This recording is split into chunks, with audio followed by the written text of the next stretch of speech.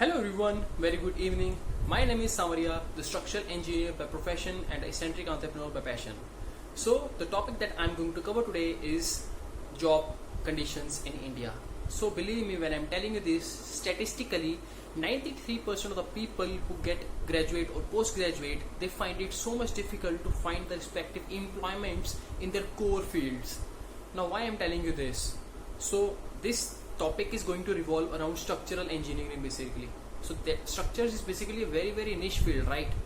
So there are three key principles on which we hire in our company. The first being, the person should be very much good in the Indian standard codes. So there are various kinds of codes, IS 456, IS 1893, IS 13920 and so on. Believe me, when we ask people whether on a simple basis, like if they're a BTech graduate, most of the people are unable to answer this simple question: how many Indian standard codes there are possibly. When I ask them like name me at least 4 or 5 Indian standard codes, they are not able to answer that. So tell me this thing: if you are not able to answer the simplest question for which your field you have revolved around for 4 years, what makes you think that you will be getting a job? Right? Think about it for a second. Now the question rises is, even if you know the codes, do you know them thoroughly?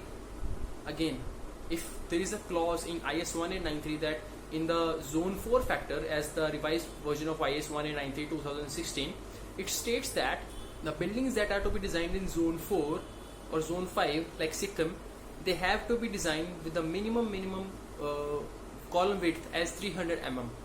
Do you know that? Or even if you are aware of that, are you using that or implementing that in the real-time projects? Okay. So that is the very first condition, that you should be very well versed with the Indian standard codal provisions. Second thing is, the person should be very much good in the fundamental analysis of the building. What do I mean by that?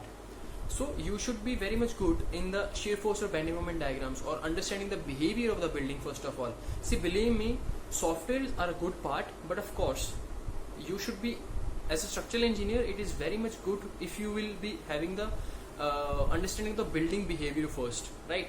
No one in the entire universe, believe me, I can write it on a paper as well, is gonna hire you just because you know a couple of softwares. Okay, everyone wants to know, do you know the behind of the screen concepts, what the software is doing or not? If not, chances are very pretty much less. You are not gonna get the job. So at RREN, we make sure you are not only getting the jobs as per the software provisions, but of course we are going to help you design the projects and the buildings in a manual way. See, structures is purely mathematics, the integrations and the derivatives part. Okay, so once you have the understanding and the design knowledge behavior, how a building behavior is undergoing, how a shear force, a bending moment diagrams, or what is the load path, you will be getting a much clarity on designing the buildings. And believe me, once you design a live project right, it is going to be much of a confidence for you to take up the next project with a confidence, right? So this is what we are doing at RREN, and we have had this webinar on the 13th of August, live webinar where Mr. Rajesh Shirakol, an ex-IITian having 25 plus years of experience in the structural designing field, he was delivering the webinar, and there were a lot of nuggets which he shared. If you haven't seen the webinar already, ping me in this video in the comment section below. I'll be happy to share with you the webinar which we had, and you can enroll for the course. The last day to enroll for the course is coming up ahead. I'm also mentioning that in the description below. So make sure you enroll and get yourself on the way ahead for the success journey of the structural engineering path. Believe me, again, the three concept principles that I'm telling you again. First should be the very well versed knowledge of the codal principles.